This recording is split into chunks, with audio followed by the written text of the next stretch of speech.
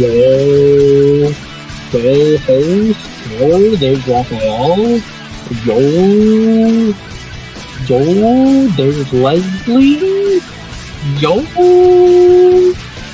Cadma, do I have the power for this? Yo, if I have this, I'm like reaching new heights of damage, bro. Like next level power Saiyan. So let's get bitten. Yeah, let's go over 9,000. I had a feeling you were going to start saying some stuff when I put you in. I never knew I had that power at the beginning, too. Of course you do. That's why they're all muted. The machine mutes you. No, I wasn't muted this time. It left me unmuted. Oh, no, you unmuted yourself. No, I didn't. It left me unmuted. I'm telling you, you unmuted yourself.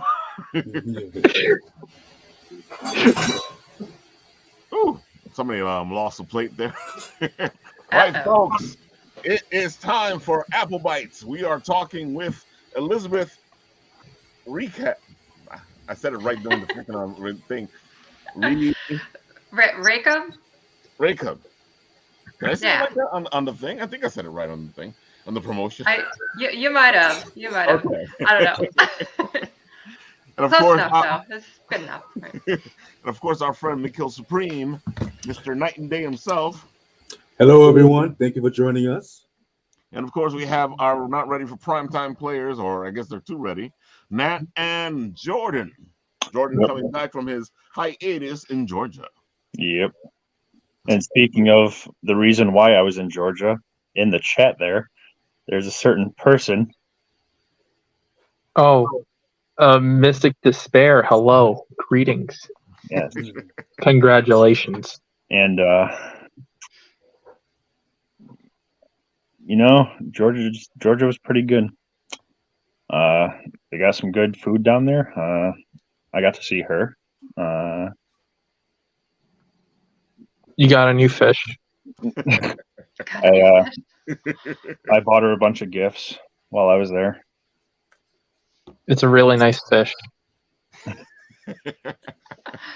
Oh my God. All right, so let's do a flashback here, Elizabeth. Tell everybody who you are, what you do, all the good stuff. Give them the spiel. Go for it. Sure. Well, I am an author, and I write both young adult and now also adult. I write paranormal, fantasy, a little bit of sci-fi, and most recently adult fantasy romance. So a little bit of everything. I've got how many books do I have out there now? I think I've got 10, 11 books out there now, something like that. So yeah, steadily building up the backlist. Yeah. So yeah. I write, which is fun. I enjoy it. Well, no, I don't always enjoy it. There are times when I want to throw my laptop out the window, but I'm about to say, as a writer, there's just times where things just get to you. And I have to, like I said the last time when you were on, one of the things that caught my attention was your TikTok and all the stuff that you do on it, which is why in the green room we were talking about the fact, hey, I feel like you left it behind you. Yeah. I've kind of got my feelers out there and different testing out different marketing strategies on with some couple of different usernames, and so yeah, it's one of those cases of kind of just throwing everything at the wall and seeing what sticks as far as marketing goes. So okay, that makes sense. I was wondering what you were doing. I was gonna say one TikTok is hard enough. I don't know if I want to do more than one TikTok. It kind of is a bit of a time suck when you're like, oh, I could be using this time to write, but now I'm having to record TikToks. So it's you just gotta kind of try to strategize. And I gotta admit, like TikTok is a job in itself, because it is. Go ahead. It definitely is a job in itself. Absolutely, 100%. Dude, that's why I'm always amazed that when any of the creators come on here, like everybody's like, well, you haven't done a TikTok in a while. I'm like, yeah, I'm probably not going to. I'm pretty busy. Yeah, understandable. I gotta give you props because you still do the TikToks, you still and you're writing at the same time, and you're producing these books out there, and you're doing pretty well with that, because I feel like since the last time we spoke to you, which was only like a year or two ago, you've already released a couple, like about 4 more books.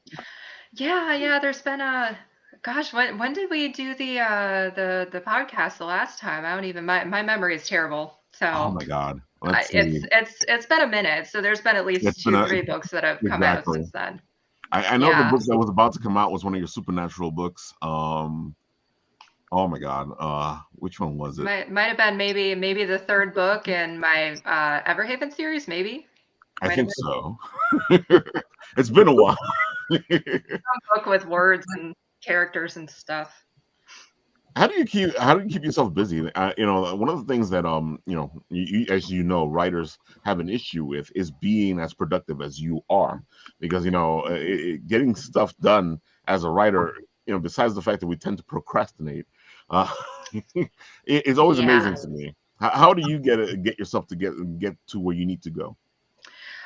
So one of the things when I get really stuck is I try to do writing sprints. So it's literally you just set a timer for like 20, 30 minutes. It could be 15 minutes, however long you want. And then you just put away anything that could be a distraction, like phone goes away in the corner. And then you just allow yourself to do nothing but write for until that clock runs out. And a lot of times, I end up with way more words on the page than I would have anticipated when I started. I feel you. And then it kind of helps you break through, like get over that hump a little bit, because it's going to be garbage. Like your first draft is always garbage. I don't care who you are, right? Yeah. But then you take that and you go back and you massage it and you flesh it out and you add the little bells and whistles and there you go. It's funny that you say that, because I do, as I do all these little challenges and all these little things, but I find that distracts me even more than trying to write the book. Yeah. I'm like, oh wait, we got Yeah. a story over here. I'll get back to you in a minute. Yeah. And I have a real problem too with prioritizing because I have a lot of projects that, I've maybe started, I've maybe gotten a chapter or two, but, then it's very much I need to find which one to focus on, Exactly. because I want to get them all written. I just want them to just explode from my brain onto paper and be written magically. But, Dude, unfortunately, that's it my doesn't work wish. that way. Yeah. That is my complete wish. It would make my life so much easier. Right? Goodness. Well, maybe in the future we'll get one of these cybernetic things that will let us just write it onto the computer. Yeah, like you just daydream it in your Exactly. head, right? And it just right down. Boom, there goes the book. Yep. Out It'll to the be presses. nice, right? Mm-hmm. Exactly. And of course, we have our guest host, Mr. McKill Supreme himself. Why Yeah, don't you baby. tell everybody a little bit about yourself, bro? Give them the spiel as well. Go for it. Well, I'm a man with many hats. Not only that, I'm an artist, I'm a teacher, I'm an art director, I'm a mentor, I'm a father, I'm a comic book artist, self-independent artist. When it comes to publishing my own comic books, I do a lot of drawings. I'm a freelancer. I'm a graphic artist. I pretty much do it all. I don't really have much time to in my daily life as is. So I'm surprised I was able to come and spare you a little bit of me here today on your show here. But I appreciate. Thank you for the invite. I have. I'm also a coordinator. I also do MCon.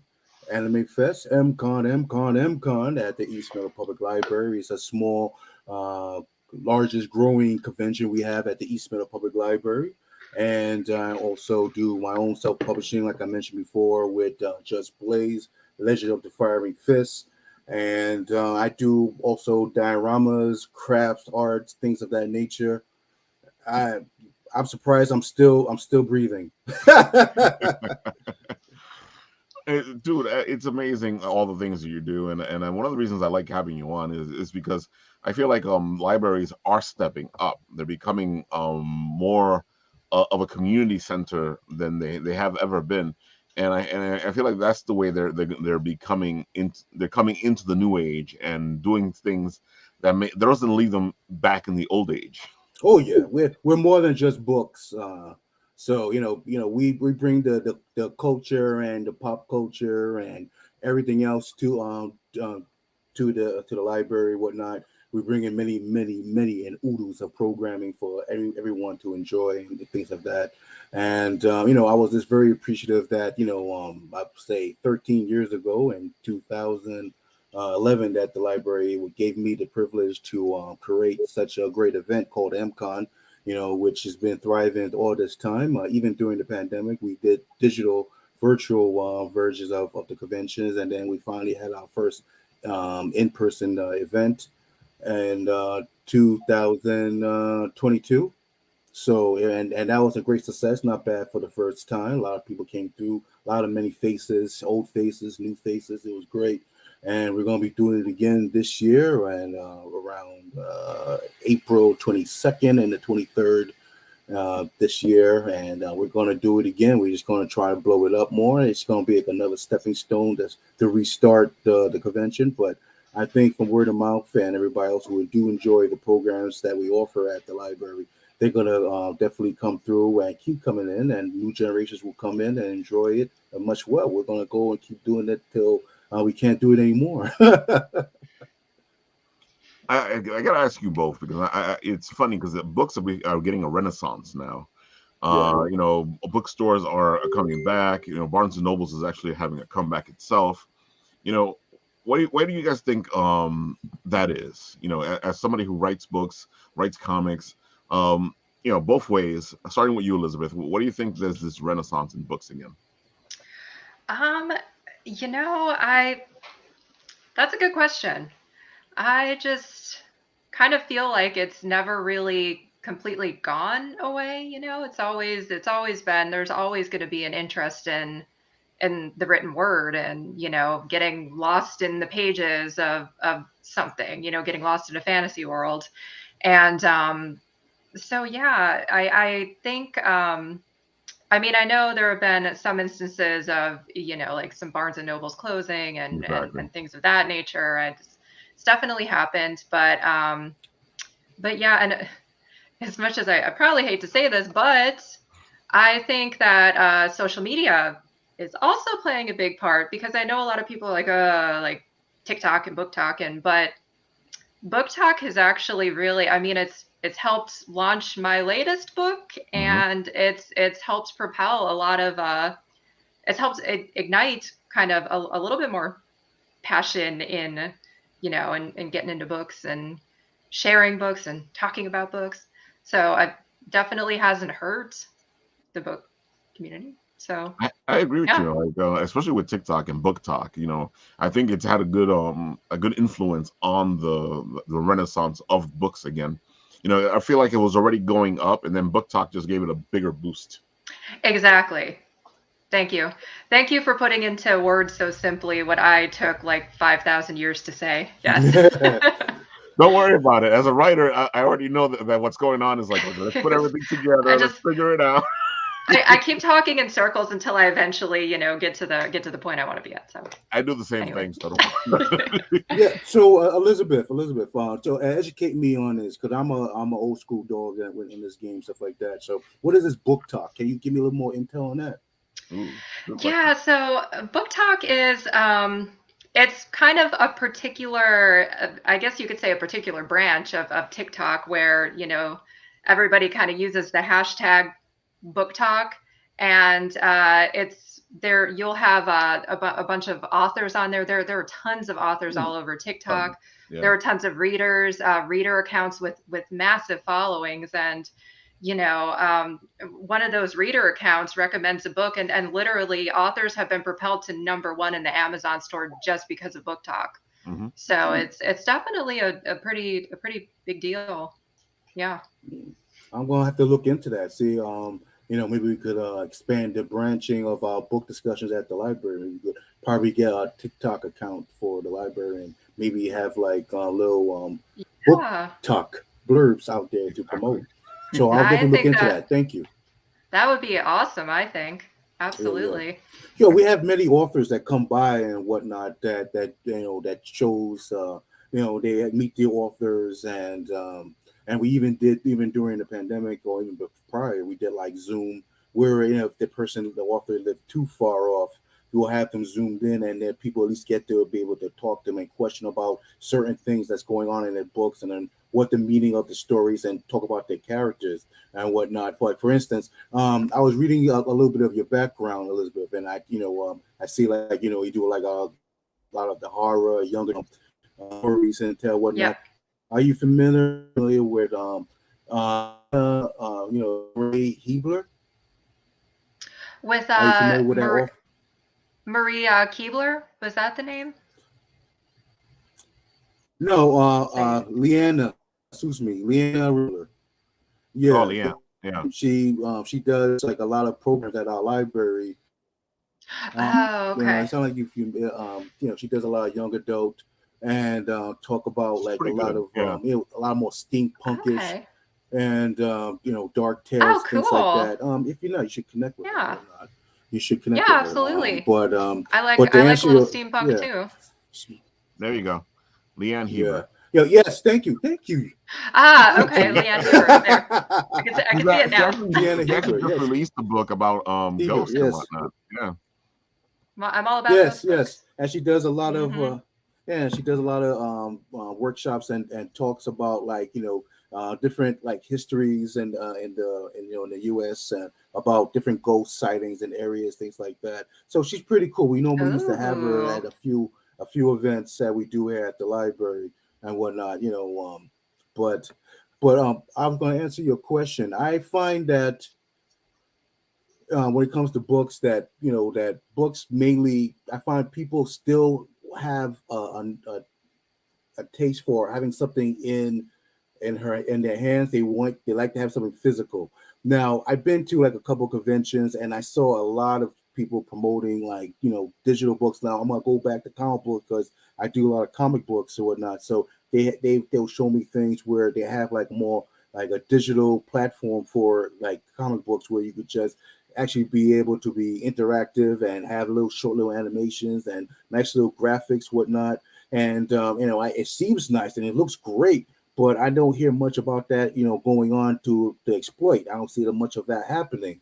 So I still think when it comes to comic books, when I go to a lot of these comic book conventions, a lot of people always like to storm those areas and just look through like little classic books or anything that's brand new. I think they like to have a physical book. Same thing at the library as well. We even offer like ebooks and audiobooks, things like that. But I find a lot of times people still want to come in and get that nice physical, book in their hands to have.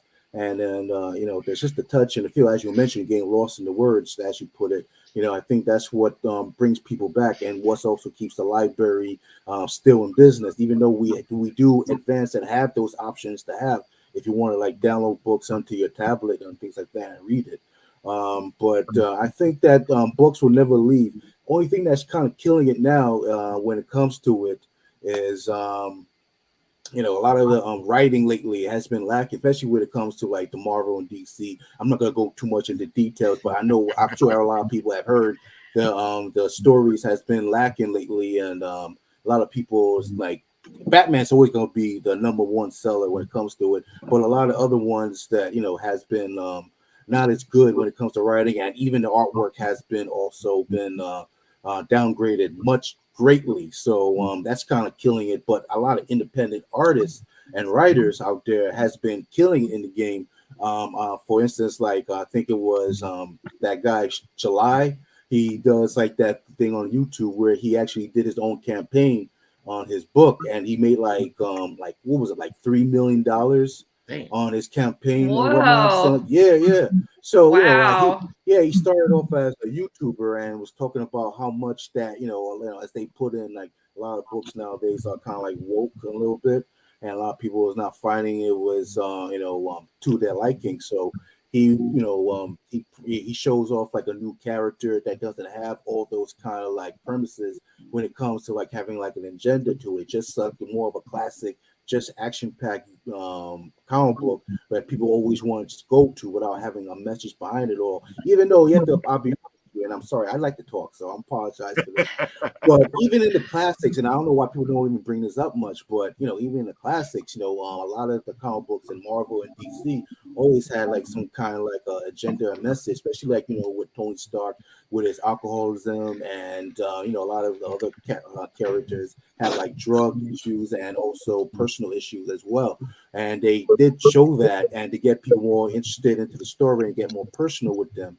But like how your stories are, a lot of people need stories where they can relate to and actually see themselves in the stories to go ahead and feel like, all right, this is what I do definitely want to commit to and get into, because I feel like I can see myself and I can relate. Right. So, and Absolutely. stories will always be that way. See, I'll shut up now. I completely agree with you, but I feel like before, what would happen was you had a story, and then the message was in the story. I feel like now what they try to do is have a message and then make a story around it. Right. Like, that kind of like puts you in a different place. I don't know about you guys, but when I was a kid and I had any message that was turned into a story, I'd be like, I'm not watching this. But if it was a story that had a message in it, you're like, oh, okay, I was enjoying the story. And look, there's a message. What a coincidence. Exactly. But don't forget, even like about the story. Don't forget, even cartoons had a message in it. They had like those nice little PSAs at the end and whatnot, like He-Man and G.I. Joe. Now and knowing's half the battle, yep. and whatnot. But it actually had some good story in it. Yeah. That at the end you get to relate to the end of the story of what they were trying to tell. But it has been kind of like more message than plot and action around it. You know what I mean? So. I know, Elizabeth, you're telling a story. There may be a message in it, but your whole idea is I'm telling a story. Yeah. Although, it's funny because a lot of times I literally, like, I'll just be driving or I'll be trying to fall asleep or, like the most inopportune times to get an idea, but it'll literally start with just like a random piece of dialogue or just a random little prompt. And then I just obsess about it until I get to actually make it into a story. And then everything just kind of grows out from there, And it's funny because I'm the same way. Like I'll have somebody say something to me, or I'll see a writer's prompt, or we'll do something like our little project back here, where everybody gets everything together, and I try to put it all together and to make a story. It's a funny thing because we're not starting off with, what, I need to talk about this message in particular. Right. We're like, hey, we got a story going. Oh my God, look, it so happened to have a message. Right, like, wouldn't it be cool if? Yeah. But writing is just an amazing craft. I love what we do as writers. It putting everything together and then going from something like this to a finished story is such a huge process.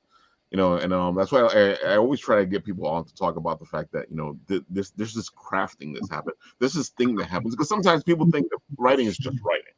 Mm-hmm. I know you run into it all the time.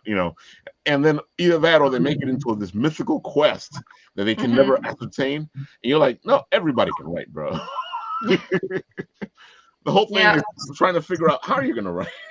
Right. And I've got to say, you're already way more organized than I am, just for the fact that you have a whiteboard and you have like what appears to be some kind of an outline on that whiteboard. I am 100% a pantser.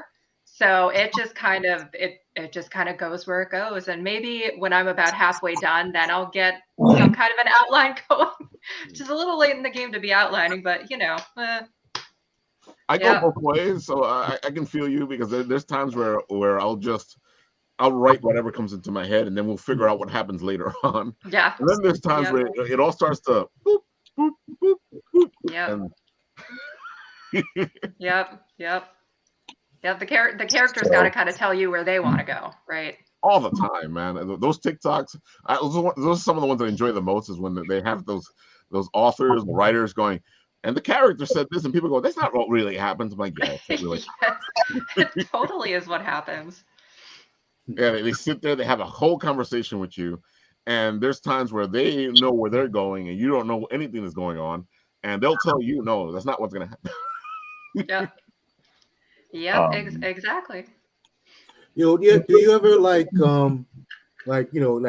me with like drawing and art and stuff like that, and also writing? Do you ever like have like something in your head that you have to put on paper, like you gotta put it out there, unless you're gonna get a major migraine? That's what sometimes happens to me. Like I have to Yep. put it out on paper, or it's just gonna be like it's just buzzing me in my head, buzz.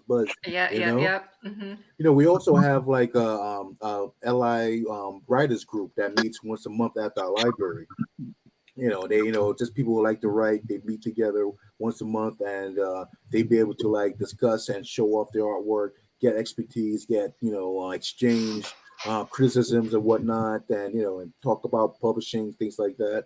So that's also a good thing to have too. Like especially for writers to have somewhere to meet and hang out with more of their peers and whatnot, and that's done at the library too as well. So. Yeah. Absolutely. That's very cool. Mm-hmm. I was going to ask you, because I know with me, for a long time, I didn't share my work because, as a writer, you always got this, somebody's going to steal it or somebody's going to do, or Oh yeah, I hear you. thoughts Yes, start yes. happening. So Yeah. Elizabeth, when it comes to you, do you have a group of people where you can actually like put and go, hey, what do you think about this? Yeah, so I have a couple of people that kind of always get the early versions of my drafts and kind of read it and give me feedback. And then I've kind of been trying to build up a little bit of a kind of like a beta team. So I have I can cast a little bit of a wider net and get a few more opinions. So yeah, no, I do. I definitely do. And there are some people that I trust a little bit more with it just because I know that they're going to be honest and that their feedback is generally really on the money. Like a lot of times I'll look at it and be like, oh yeah, okay, you know what? Yeah, that's gotta go. It's bad. So mhm. And it's funny though, because I know you've run into it, and especially like when you first start out and you give your book to somebody and you go, okay, and they go, it was good. And like, What? what was good Elaborate. about it? Elaborate. Well, I Oh always man. hear that, and that's why like it's amazing, and I know you need a group of people, writers or whatever you want to call them, where you can actually like throw ideas at each other, have fun. It kind of helps the writing process move forward. And as I always tell Yeah. new writers out there, the best thing you can do is go talk to a bunch of other writers. Yeah. Yeah, it's true. It's very true. Yeah, it makes a good support group. Definitely. Yeah. So I know there's certain things that would never have been processed if I didn't have somebody going, dude, what about this? Those are the best brainstorming moments. Oh And that's what man. we always Yeah. look for is somebody that can actually give us like you're saying, like you want somebody that can actually sit there and go da da da da da da instead of like it was good. Yeah. Yeah, like that's not even that barely qualifies as feedback, right? Just work with me just a little bit here. Yeah. Oh man, the writer's process is amazing. It's just something. And I know that like one of the reasons I started the written writ, which is the other show, is because there's a point where you sit there after you read all these books and tell you how to write, and you go, now what? What do we do next? And I feel like the books themselves, even though some of them do mention it, they forget to tell you there's a process before you become that writer at the end of the journey. There's a journey that happens, and you're the writer. Because Right. there's a lot of things you need to find out. What do you think, Elizabeth? Yeah, as far as you mean like honing your craft? Yeah.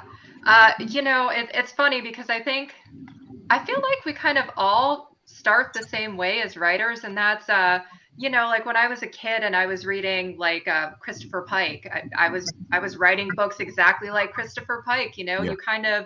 You start by kind of imitating until you learn your own voice and you settle into what you enjoy writing about the most, and then you develop your own skill set. But I feel like we all kind of start off just by emulating our favorite authors and just, Exactly. and then the more you read, the more you build up.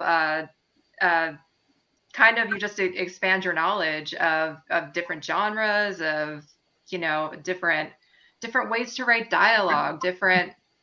It's just so reading a lot helps a lot too. I feel like the more you read, the Yeah. better you get at writing as well, right? Do you Oh, guys definitely. do you guys agree? I agree. You know, I know my whole. I can still see where my writing was influenced because Oh, I have a noir aspect to my writing, and I know this. You know, there's a poetic noir aspect to my writing, and I go, okay, so that's where that came from. That's where this came Yeah, from, yeah, and my voice always goes in that direction, even when I'm trying not to. yeah. But you know what you like, right? Exactly. Hmm. Hmm. You gonna say, Miguel? yeah. Right now I'm in the middle of I'm doing a comic book workshop at a local library, and dealing with like teenagers like around like fifth grade and up and whatnot. And we how it works is I try to set up where what is their interest or what kind of genre books that they're into, what kind of comic books they like to read. Some like Pokemon, some like sorcery, like Harry Potter, things like that. So what I do was, I said, all right, so use that as your muse. Don't steal it, but use it as your muse to create your own type of story and plot and main character into your story and whatnot. So right now I'm in the middle of in that project. Very minimum. I tell them like, have down pack your main character and create a world around that character, and then set a plot as you set off onto a new adventure, and then create an antagonist that could challenge that main character, that make readers want to enjoy the story, whatnot.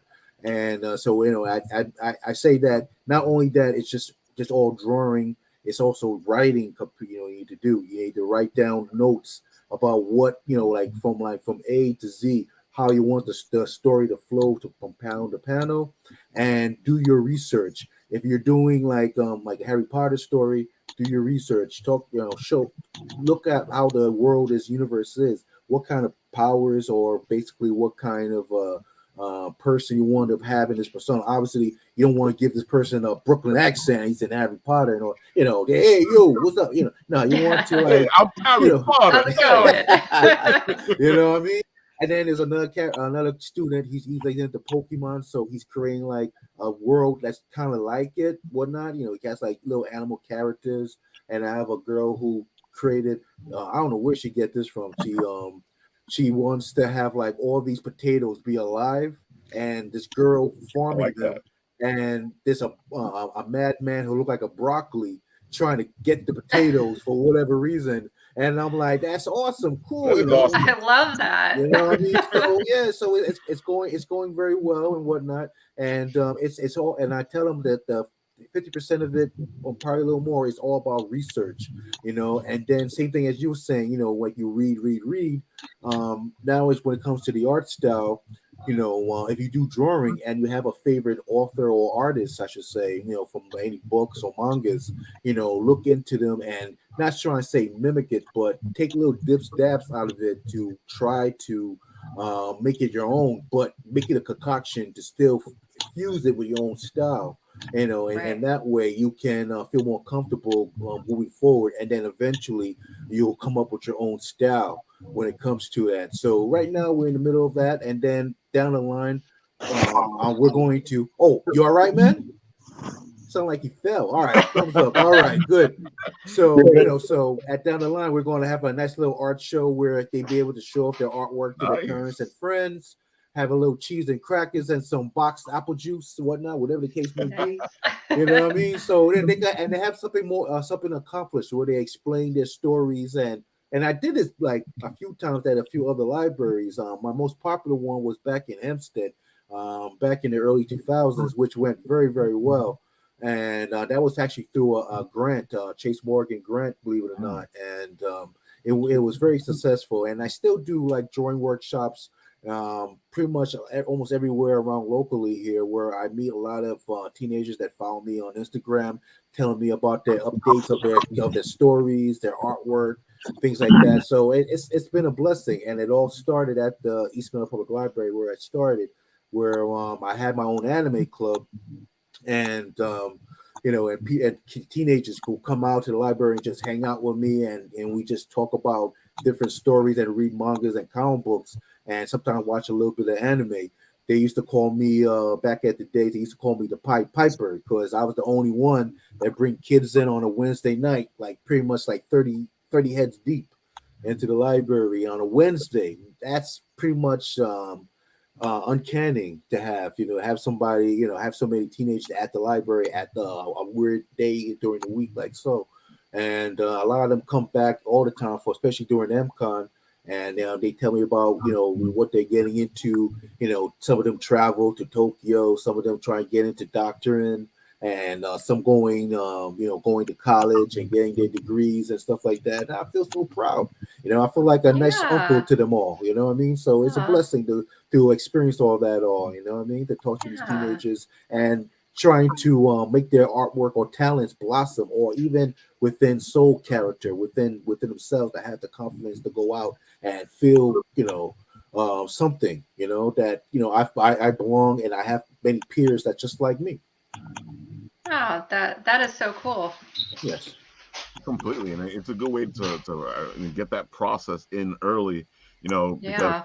it's a dual process, because in art you need the ability to tell a story, and in writing you definitely need the ability to tell a story, and we all know that I love the hero's journey, and I find that it's a great place to be able to tell the stories. I was like, what's burning? Mhm. Yep, this is one of my issues here. Just Blaze, Legend of the Oh, Firing Fist. nice. It's about a man. I know I got the green screen here. It's I was about gonna a say I could man. see the fire. Yeah, the You know, fire stood out very well. Yeah. Oh, wow. everything here is Wow. all drawn by me, and written and illustrated. My wife to help me with the editing because I'm bad with grammar Wow. and things like that. So it's about a man who can manipulate fire with his fists during street combat, and a lot of influences, through manga and anime. Like if you can see, it has a lot of anime influence onto it. Influences, yeah. You know what I mean? When it comes to the art style, that's just Blaze right there doing like a power punch kick to one of the henchmen. Oops, right here. There we go.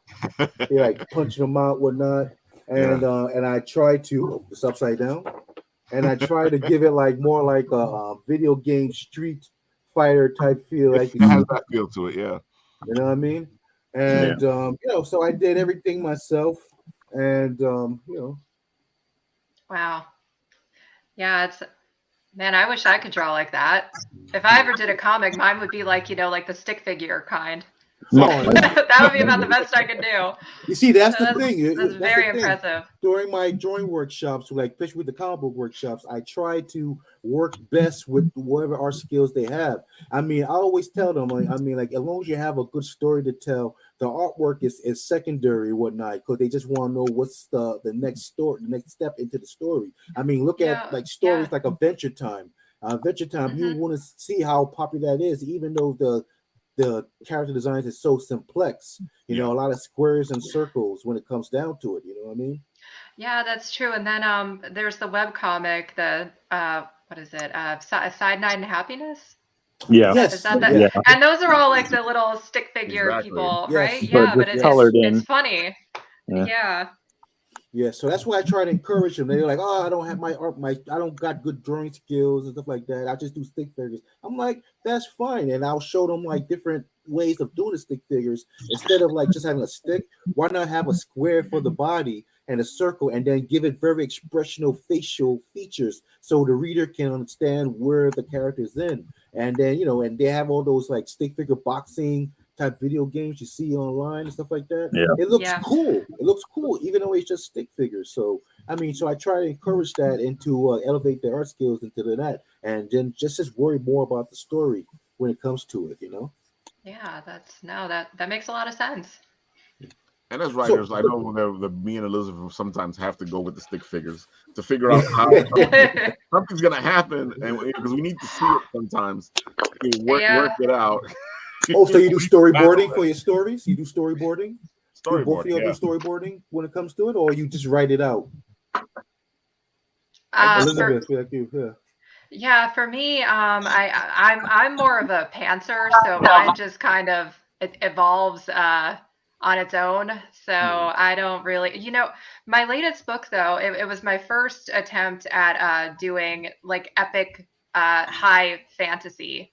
And it's a fantasy romance, but it's high fantasy in the sense that I had to create like a whole world and name it and name towns in it and name mountains and seas. And so I had a map commissioned, but I had to draw it out and I had to physically see it on paper just for me to make sense of where my characters were in relation to the world. So yeah. So in that regard, yeah, I I definitely saw that use on your a visual. website.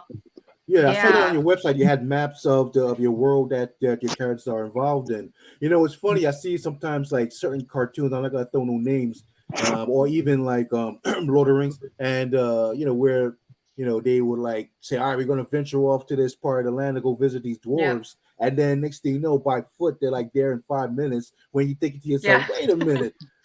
What's going on here? That makes no sense. That would have took you like weeks, right? Months. But they've got a hobbit teleporter. Yeah, they got their little hobbit teleporter, teleport anywhere they want to go. Exactly. But what's your influences, Elizabeth? I mean, like I see like some of your books and stories, whatnot. I'm sure you probably into like into the Twilight Zone and Tales of the Dark Side, and I mean, like you watch that stuff back in the days?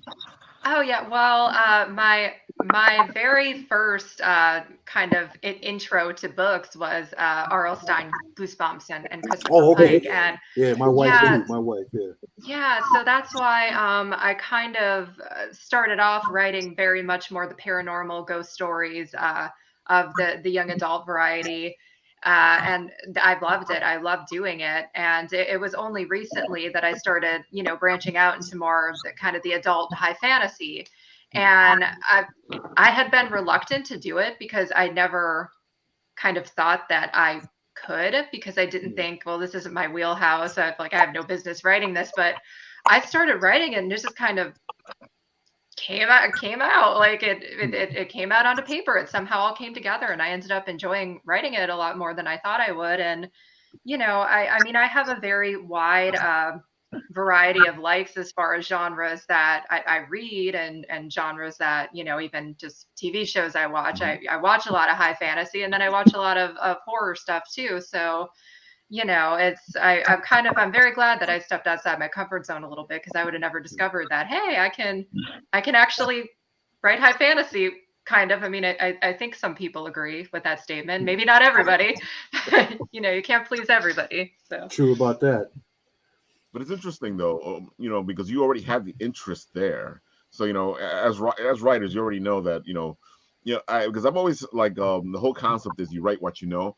But I feel like a lot of people take that too literal. I feel like you write what you know means that you do the research, you know what you're talking about, and then you write about it. Right. You gotta do exactly. The research. You gotta do the research. Because writing, absolutely. Oh yeah.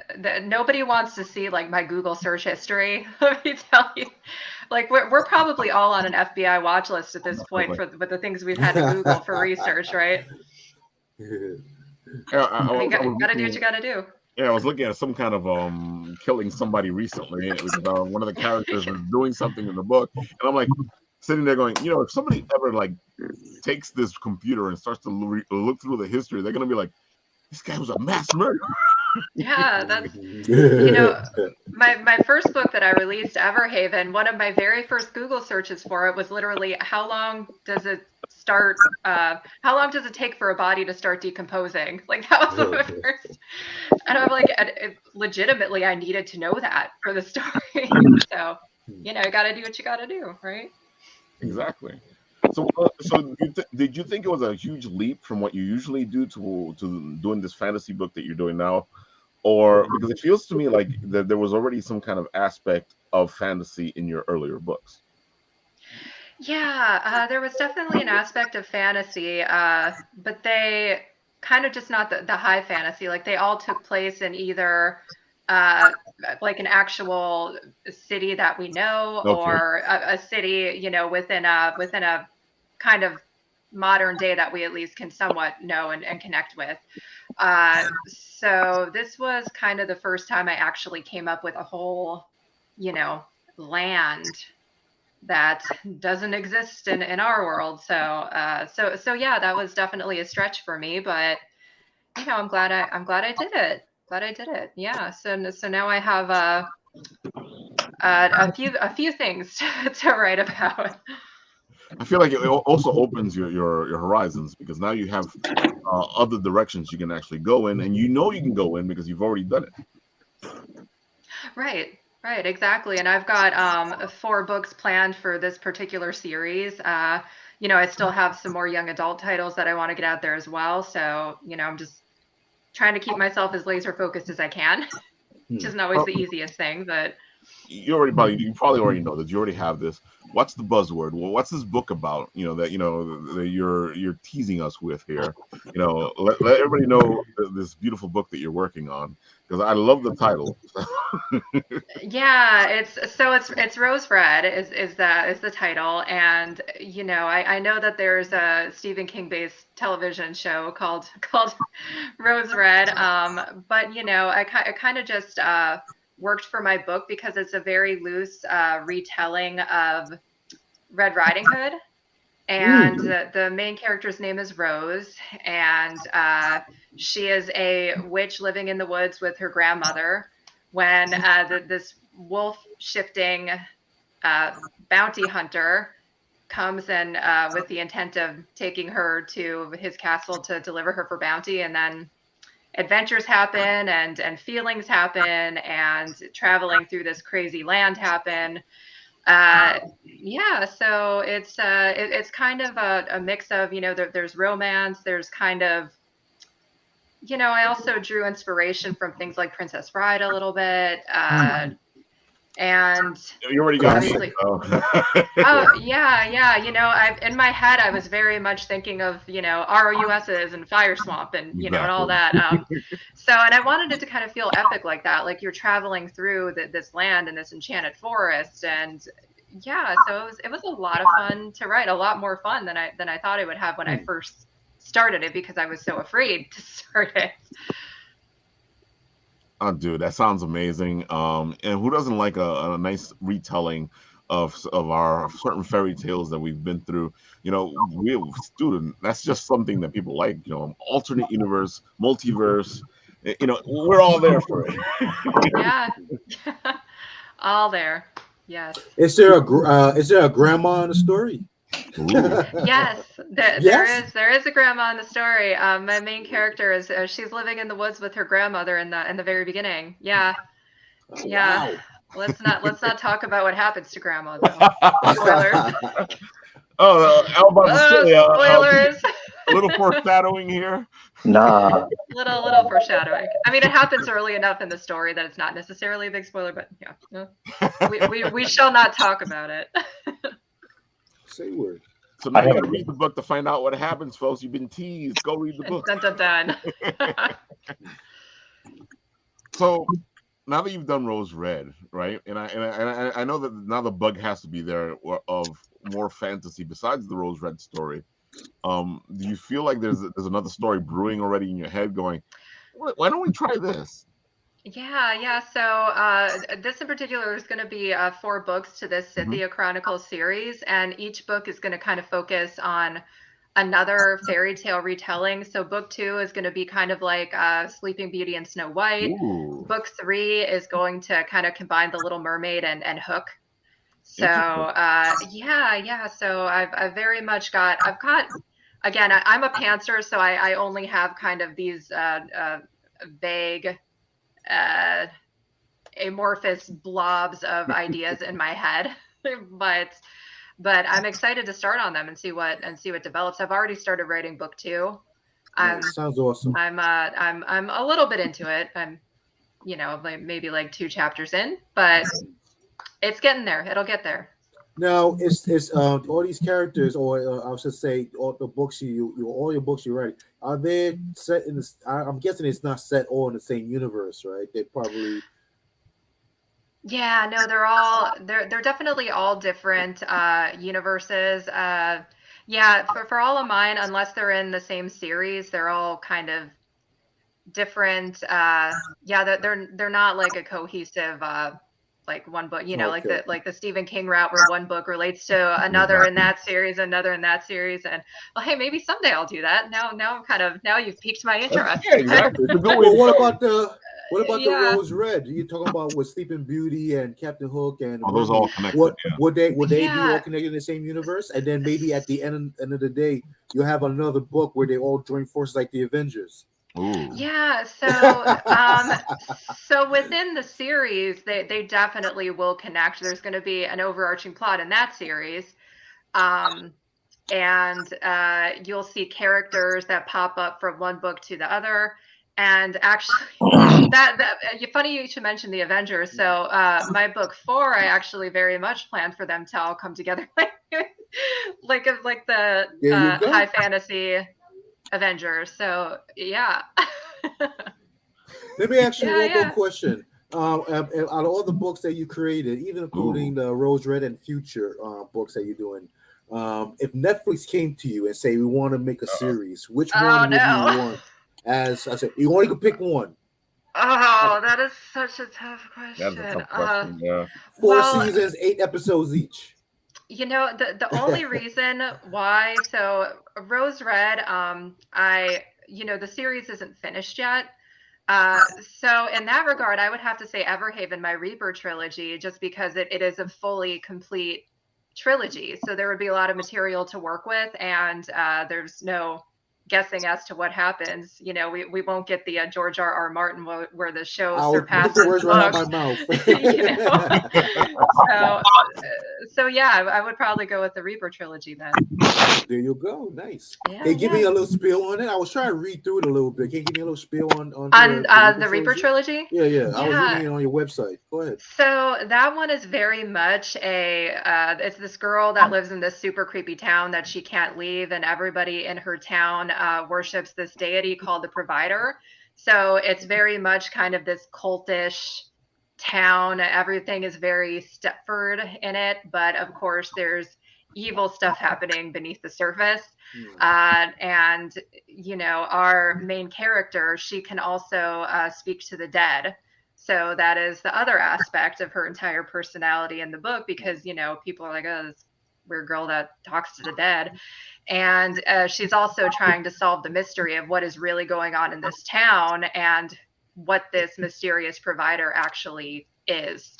And there is a lot. It is a doozy when you find out what is actually going on. But yeah, it's kind of the inspiration for that one. I very much thought of like I said, like there's kind of the Stepford aspect, and then like Wayward Pines. Yeah, so I wanted to kind of give that really kind of creepy, stuffy, claustrophobic kind of like you're in this pretty quaint little town, but it's a town that the residents can physically never leave.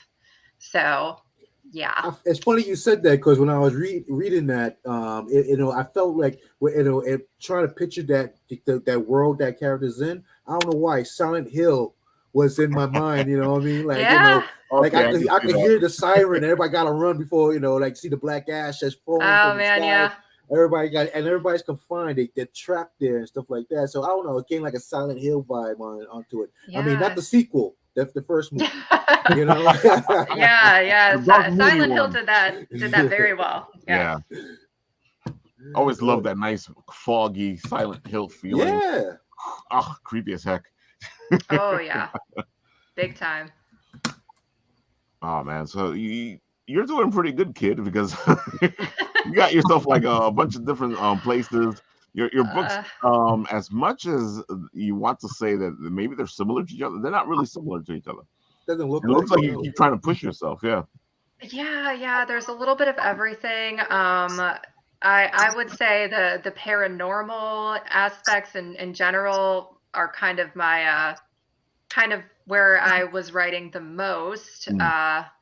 But yeah, I kind of have a little bit of everything ish.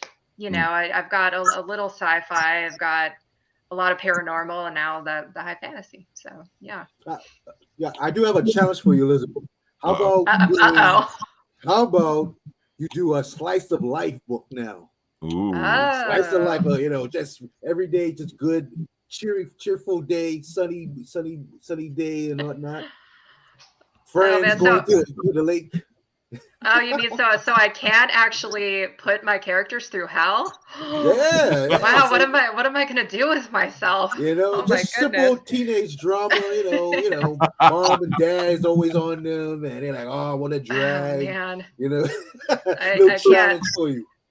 can't kill their parents in it either, No man. death, no blood. Oh, Nope. wow. They have I to gotta do try to research get good because I'm already grades. thinking of some supernatural aspects. Yeah, like literally, I'm already trying to think of, okay, well, where can I put a ghost or a demon in this? Yeah. It's got to be a demon popping up somewhere, right? Oh, you gonna turn into Why not? Riverdale? Oh man. Let's slice the life Riverdale. Come on. Oh boy, yeah. Well, Dude, I it's love these been very covers for the enjoyable. I like your Everhaven. stuff. Go ahead. Yeah, so these are actually my new covers for Everhaven. I So thought so. yeah, they're a little different, but yeah, I like them, and they've got kind of the little symbols that are pertinent to each book, and hidden in the little decorative corners there. So yeah, a little It bit looks of it catches rebranding. attention. It catches a lot of attention. I gotta admit. Yeah, Yes, it does. shiny. How has been your response from customers? Like, say you doing like you mentioned earlier that with the small conventions or even big conventions, you have your setup, you got your table, you got your booth, and you're ready. You got your stack of books on left and right and whatnot. Ooh, What has been the response from people? Because I do a lot of conventions as well. I do Mhm. sell my books and artwork and everything else there, and I always see a lot of independent artists, whatnot. Sometimes they struggle trying to sell their comic books or books per se because a lot of people's kind of like, oh, I don't know those characters. I like the Daredevils and the Wolverines and the Deadpools, and I don't know. Yeah. How's been your response lately? Are you a good salesman? Yeah, well, that is one of the things when it comes to posting on social media and doing kind of like catchy little hooks where I am not in the video. I am much better at that than if I am trying to get on the camera and sell something myself or sell something in person. I'm like, here's my book. It's got ghosts in it. Enjoy. Like I'm not the best salesperson, but I just try to connect with like anybody that stops by. If I have a booth set up somewhere or signing table, anybody that stops by, just try to connect with them on a, just, hey, hi, how's your day? And hope that they'll think me a nice enough person that they'll take pity and buy my book. There's Right? nothing worse than that. I mean, it's funny. I was at New York Comic Con one time. I was just there as a regular patron, not selling. And I went to someone's booth, and he had a book, and it looked interesting. He had like maps and characters, and he had a nice little book there, novel and whatnot. And I was just questioning him, like, "Can you tell me a little bit about your story, about your book?" And he was like, book shaking in his hand. He was like, "Well, you see, this and then I'm like, that's it's a Yeah. shame because it probably was a very good story. He probably needs someone that's like more of like a representative in hand to be there with him to sell the Yeah. books for him and whatnot. So I mean, Yeah. you have to have like gift to gab to talk to people. I Mhm. get a lot of daggers thrown at me when I'm at these conventions where they see that Raphael knows I am very boastful with my voice. I talk, I invite people into my booth. I Yeah. let them know who I am and what I'm about, what I offer, And it just comes with a gift of the gap. I used to be a manager in retail, and we worked on commission, so that's how it mainly worked. So we just always had to learn how to hustle to get the Yeah. people in. You know what I mean? It's always like the 4 things that they say how it works: greet, qualify, and then show, and then finish. Those are the 4 things when it comes to sales, when it comes to doing things. So especially like say convention. So you got to greet, qualify, like he's talking about, get to know them, see how get them comfortable. I feel like I need to write this down. Yeah, that's one of my Oh, art pieces. Look at you. Thank you. I love that. Yeah, so exactly. So that's what I do. So I That is greet, awesome. qualify, show, and then do the finish. You gotta do the finish. If you don't do the finish, then people will walk off, and then you're not gonna make that sale. So those are the 4 qualifications of selling. And I bet you Gotta do have the a really killer elevator pitch ready to go at a moment's notice also, right? Because that's another place where I severely lack. Got If to. someone asks me to sum up my book in 1 sentence, I'm like, oh buddy, you got like, 10 minutes. No, not that bad, but still Well, you did a good I'm job very explaining it to the audience. Yeah. probably not as good as you, but I usually do like I try to sum up things at least within 4 sentences. Like just a very brief summary, like how I said, my character is just Blaze. He does fire with street combat, and I just throw it in there, and that's mainly it. I just make my blurry. If you make it too long and too sent, people attention spans are not there as they used to be. What I mean? Everything's gotta be fast, quick. And you gotta make it sum it up. Even when people when I do the workshops, running workshops, and kids want to show me their artwork on their portfolio. They want to show me this whole scrolling portfolio onto their Instagram. And what I'm like, I always tell them, show me 4 pieces that you find as the best out of your group, and I'll tell you what I think you need work on, or if you're good or not. What I mean? 4 pieces. Don't make it like a whole span. I got this. After a while, they're all going to look the same to me, and I'm going to lose interest. Just show me your 4 best pieces, and that's how I work it. Yeah, that's good to narrow it down, right? Keep the focus somewhere.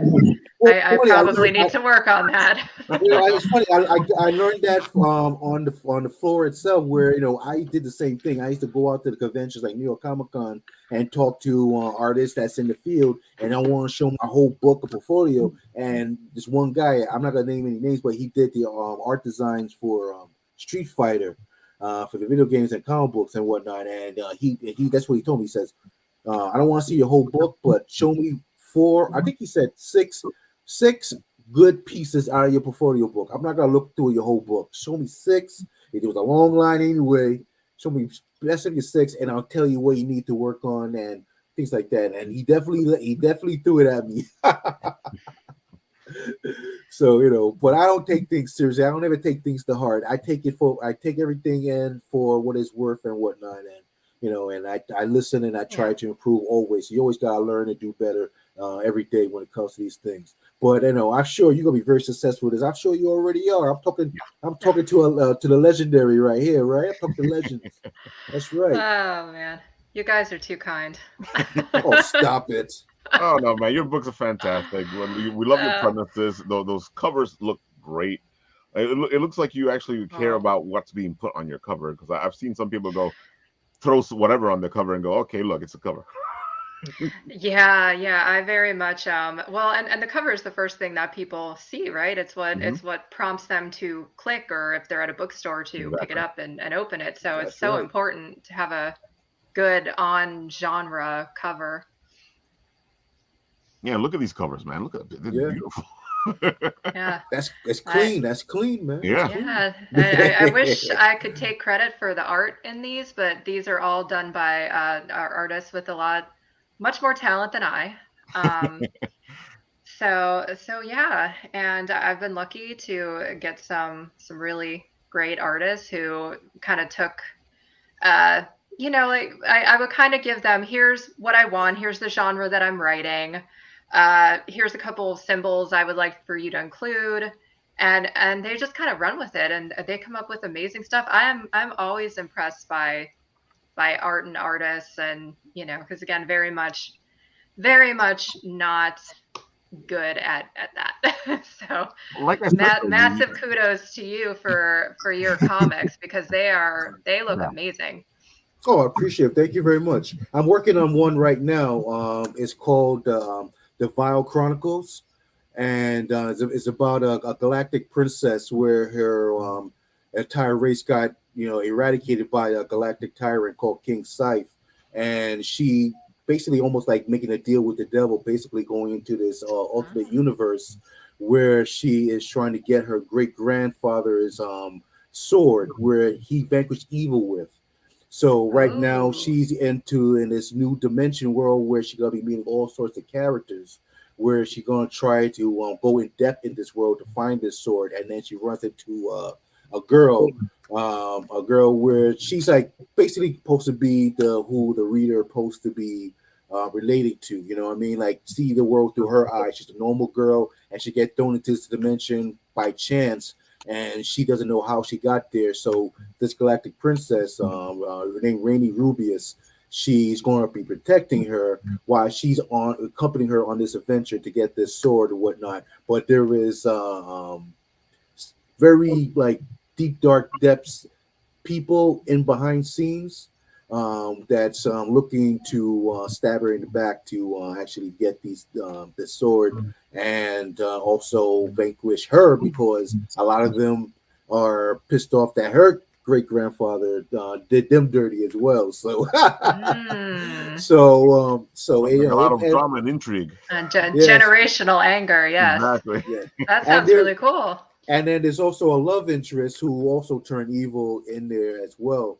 And there's also going to be some kind of drama behind the scenes where he's on an adventure following her, where she doesn't even recognize him because his evil kind of manifests him and grotesques him in a way where he's not unrecognizable. Nice. So he's going to be following her, and he's going to try to basically like sabotage in a way where he's going to try to get it to where it hurts and to get retribution in a way, a brick in his heart or whatever reasons and whatnot. So there's gonna be a lot of backstories ongoing, learning about her race, learning about the history of her people, and who are these people that that surrounding her went onto her adventure to get this sword, that not even that she had to go through all this headache and layers of drama and turmoil, that now after when she hopefully retrieved the sword, now she got to deal with her biggest threat, which is this tyrant who's like all powerful, and hopefully she can accomplish what her main goal is to defeat him. Sounds really awesome. Hey. My wife is writing the story, believe it or not. She's the main creator of the character and design, and I'm doing the artwork, and of course, doing a little bit of showing, a little tidbit into the story as well, where that I find that make good fillers for it. I actually did the part with the twisted ex-boyfriend coming after her. That's so I hope things go well with that. It's supposed to be like a 6-chapter book, and it's going to be like just showing all that going on, and with a lot of background stories in the back, showing not just the main plot line, it's just beyond that, showing the background of it all. Sounds like a good collab. Very cool. Yeah. Thank you. All right, so I see we're at the mark here. Elizabeth, let everybody know where they can find your amazing books and all the other good things, like finding you, which is kind of easy because all they have to do is plug in your name. Yeah, absolutely. All of my books can be found on Amazon and Kindle Unlimited, and I also have my website, which is just elizabethjrekab.com. And it's actually that easy to find her. All you do is start plugging it in, and it pops up. I'm like amazed. Because, dude, sometimes you plug people stuff in, and you're like, I think I got to put the whole thing in here. Yeah, it's great to hear that my stuff is popping right up at the top, because that's what you want to hear, right? That's what you want. Yeah. So hey. I'll Do take it. yourself a favor and go check her out on TikTok because she's very entertaining. Thank you. Okay, go ahead and give them your stuff, Mr. Night and Day. All right, you can definitely just find me anywhere. Just type it in 90 Day Anime or 90 Day Anime Studios. It's like right here, right on my shirt. Or you can looking for Mikhail Supreme. I'm all over Google when it comes to my events and programming and all about myself. And you can find me on Instagram. Please follow. I'm trying to reach 1,000 followers. Right now, I'm at a little over 750, but I'm a little late in the game. It's funny that I was doing a workshop and someone asked me, "Oh, what's your Instagram?" Because it's on my artwork, and I said, "Oh, I don't have an Instagram." They're like, "You're an artist and you don't have an Instagram account?" So I'm like, I guess I better get an Instagram account. Gotta get on that. I'm on Twitter, but I'm not much on Twitter. Too much drama on Twitter. Mikhail Supreme. You can find me on Facebook. 90 Day Anime on Facebook. You can message me. I always answer my messages if not a day late. And anyone has questions about like when it comes to like self-publishing or artwork and anything like that, or when I'm doing my next drawing workshop locally on the island. I only do the island, Long Island, and just hit me up and I'll let you know where you can find me or you got information about MCon Anime Fest. You could go to www.eastmeadow.info or just call us at the public relations at the East Meadow Public Library, and we'll let you know what full detail is going on. And you can also look up on Facebook EMCon Anime Fest on Facebook, where we always post about new things or anything that's anime pop culture related onto our Facebook page. Follow us there as well. And you have a date for that MCon, don't you? That's correct. It'll be on Sunday, April 22nd and the 23rd. And it's going to be 10 a.m. to 5 p.m. on Saturday, 1 p.m. to 5 on Sunday. We're going to have some great stuff going on. A lot of great panels, cosplay. Cosplay is crazy right now. I remember we did our first cosplay back in 2011. We had like 3 contestants, which was fun because we only had 3 prizes.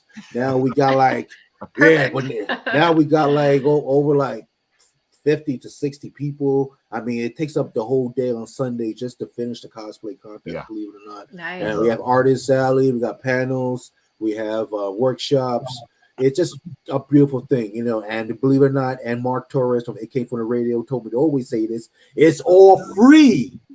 It's like you get a convention locally and it's free. You don't have to pay no money for that big, large family, and you get the same quality as anything else. Yep, that Mark Torres always has some great ideas. That's right, he does. Shout out to Mark. Oh, hi, Mark. I love that movie. Shout out. Yes. All right, guys. What do we got? Jordan, you going first? I think it's better if Nathan goes first. Ooh, Nathan. Jordan goes first. Nope, you're Jordan going talk first. No, Jordan talk first. No. Jordan talked first. Fine. I got Rock, something paper, in the private scissors. chat. What are you going to start with?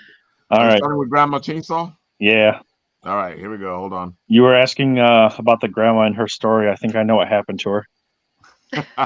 Oh, wait till you see this, Elizabeth. Is that grip? All right. Let's Oh see. my gosh. What is pop it up. happening there? Oh, wow. Nice. Pop it up. Oh, you showed it already? I showed the book in my hand, yeah. Oh, yeah, that's a great book. Oh man. Yeah. All right, there you go. You said it's spoiler territory, so I figured I'd spoil. Yeah, that's exactly. Yeah. Oh, wow. Yeah. Nice, man. Oh man. Yeah. This is Wow. you? This is you? No. Oh, I am very, I very. love it. You can find Mr. Jordan I can see why just Nat at wanted you to him go first, at Jordan. Hagar's Horribles, and you can find him. There you go. Hagar's Horrible on YouTube. Yes. Go ahead, Jordan. So yes, Grandma Chainsaw. You can get notified for launch. I have no idea when they're going to start it up, but it should be within probably the month or so. Nice. I'm just that little snippet. I'm sold. I mean, Yeah, right? I have to know what happens. It's very Grandma good. Chainsaw. Yeah. Dude, Let's see. Jordan, which book do you have? I forgot which because do you have the special one? I have this one. The regular one. Okay, I thought you I had the don't- special one. I didn't have $100 for the UV for the UV glow in the dark spot metal. As much as That I was a good one. so yes, there's Grandma Chainsaw. I have 2 other links. Yep. Drumsticks of Doom, volumes 1 and 2, and Depowered. Don't ask me what Depowered is. I don't know. I only know what Drumsticks is. Drumsticks of Doom. It's good. They're at 4,165. 165 backers. 11 days to go. People, we can get them to their funded goal of 5,500 now. Yes. They're right there. They can taste it. Come on, folks. Let's help them out. Yes. I have another link in there. Yep. You can start talking while I pull this up. So recently, the man who made this lovely figure here. Hold on, I'll put you up. Yep. The man who made this lovely figure here, my Tales of Mr. Reeve figure statue. All right, now you can pull it up. All right. He, about a week or 2 ago, suffered from a stroke. I'm not.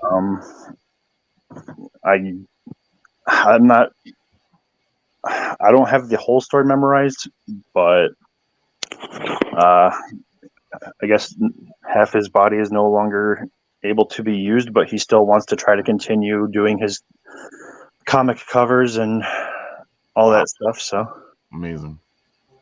Here's the GoFundMe. Go ahead, folks, support him. He is a great guy. He really wants to continue working, even though half his body is kind of paralyzed at the moment. Yes. So let's see. I covered those 3 things. I covered. Let's see. Where are you going to be, Chunky Kong? March 25th and 26th. I will be at Ann Marathon in Bowling Green, Ohio, running a panel about Chunky Kong. And his relation to the Epstein suicide. Or should I I say? love it. Or I can just go. Nice. So yes, I will be co-hosting a panel about Chunky Kong and his misdeeds to the Criminal world. attempts at killing people. Yeah. I still think that he's really Harambe, come back from the dead and trying to destroy us. So Hey now, DK64 came out before Harambe. So let's see. About a week ago, a certain infamous indie comic. Some of you may have heard of it, but I doubt it. It's not that popular or anything. But they announced the Netflix series.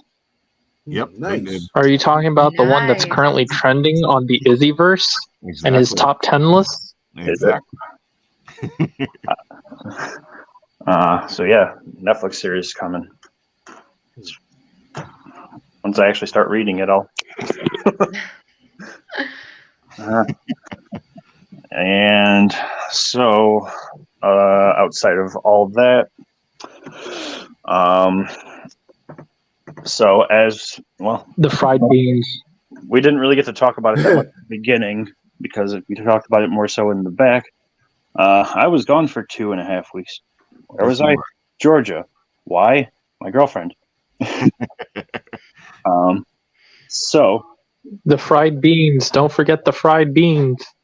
I don't eat beans. I don't eat beans. They're like, you like pinto beans? I'm like, nah, that's okay. But I would like to say here, I'm sure she's probably still watching, and this is the perfect opportunity for me. As of February 10th, Just leave it at that. Leave it at that, my friend. Leave it at that. What? Nice. There Nice. you go. Congratulations, my friend. Yes. Congrats. Yes. You know she rewatches these. Don't go for it. I'm sure she's still in the chat, Yeah, it's probably still in there. but I know she's been reading the manga that we got together. So, but yeah, so that would be a good time for me. You know, it's funny. Well, how I met my wife is was back in the days on MySpace. You know, remember MySpace? Now it's called Dead Space. Yeah. Dead Space. And Yeah. I belong to a writing community. You know, I think it makes story for this kind of talk since we're talking about writing. And we all wrote like fiction stories, you know, that's based on like different stories and anime. But anyway, long story short, I met my wife. She was writing stories for her character, and I was reading it, and I was writing stories for my character, and we introduced each other that way. And I introduced myself again by drawing one of her characters, and then we started talking, and long story short, we decided to meet. She lived out in New Jersey, and I lived out here on Long Island. And we just had good vibes after a while, whatnot, and we both still write even afterwards. We were writing like paragraphs to each other, corresponding our characters together, if you want to say it that way, you know what I mean, and collabing a lot, and it got to the point where it got serious, and and down the line, I proposed too, and also got married and whatnot. So we got married back in, I think it was 2013, and then we had our first son in 2014. Gotcha. You know what I mean? So you know what's gonna happen next for you, bro? Yeah. But as your name implies with the whole anime thing. Nice. Dragon Ball, that's my intro right there. Hell yeah. Yeah. Brawly, black, yeah, Golden Frieza. I hear Frieza's black now. Yeah. Yep. Very cool, man. Nice. It is. Yep. They made that official in the manga, so that's right. And then, yeah. So that's very cool, man. Yeah, we're me and my wife are both big, huge Dragon Ball Z fans and whatnot, and we talked a lot about. We've seen a lot of movies together too. Went to the theaters to see all those Dragon Ball Z movies, and and still do. We're still waiting for the next Super season to hopefully come out. If it ever comes, man. Yeah, right. You gotta read the manga for now. You gotta read the manga. Yeah. Yep. Reading is fundamental. All right, Mr. Nathan, what do we got? Is he frozen again? Uh-oh. Huh. Uh-oh. That's funny. Why is Nathan on twice? Oh, wait. There we go. There he goes. All right, Mr. Nathan, what's going on? I am dying. We can tell. No, you actually cannot. Go for it. I am hearing everyone in like multiple speeds. I am hearing conversations that I know have long passed because they had already started before I disconnected. I'm not joking. No, I believe you. It's still funny to us because we don't have to suffer. Yeah. So Mr. Nat, what do we got?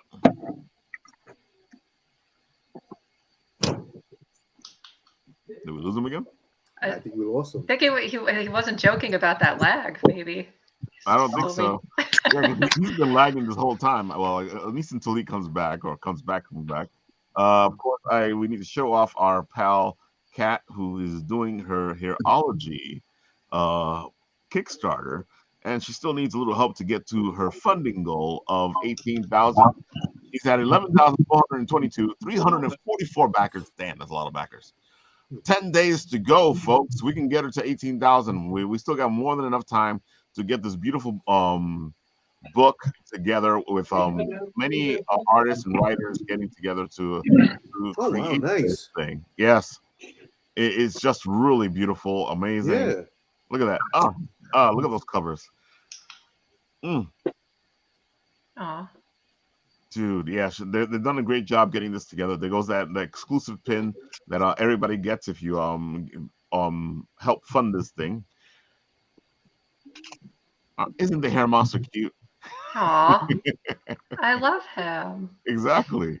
I Hair want a pet. Wars. Looks just like that. Look at that. I'll give you a sneak peek at what you get inside this book because there's a bunch of stories here. The art is just beautiful. You know, each story is done by a different creative team. And it's just an amazing little book.